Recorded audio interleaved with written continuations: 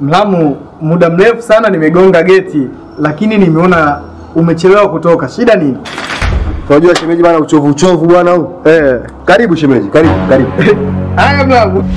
Unajua Mlamu, mimi nilikopo napita, sawa?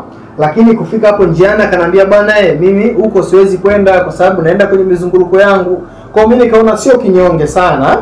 Nikasema basi ngoja nije mwenyewe kwa Mlamu wangu kwa sababu mwenyewe nakujaga hapa napataka vitamu. Kwa hiyo nikasema Mlamu nimekuja.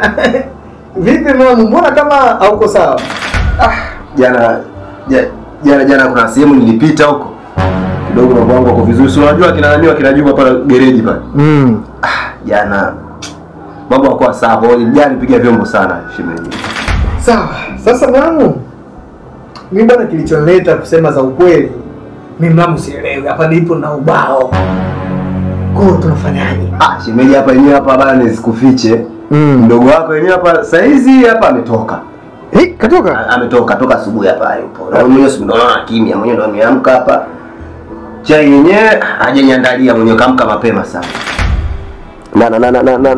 Na kurudi hapa nadhani mpaka maybe anaweza karudi usiku au kaikurudi. Kwa hiyo Mlamu hapa mimi nitakupigia simu. Mlamu, mimi najua. Sisi vijana bwana Mlamu tuambizane ukweli, asije kuwa dada ametoka umemuingiza mtu ndani. Bana sielewi Mlamu kama una wasiwasi hivi. Hapana shemeji, afu sina habari hizo. Afu hizo shemeji hizo ni story tu.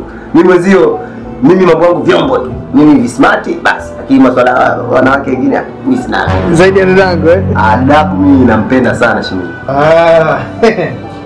Haya bwana Mlamu. Mlamu, mbona kama nasikia harufu hivi ndani? Lete bwana Mlamu nile bwana, sielewi. Shemeji bwana. Wewe mwenyewe dadako mjini, dadako kwa perfume. Kawaida yake. Mlamu bwana, mimi ngoja niende, basi utanicall mimi. Sawa. Haina shida shemeji, haina shida.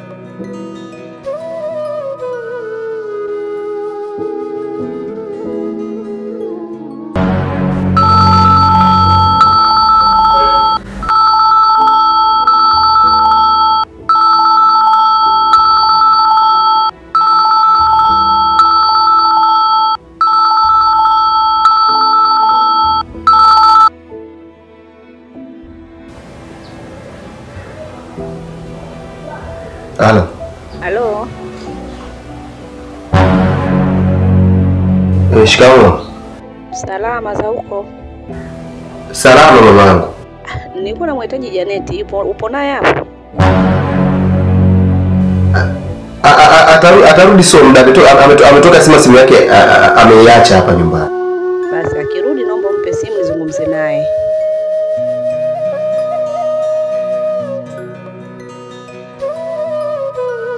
Sawa mama. Akija nitakwambia.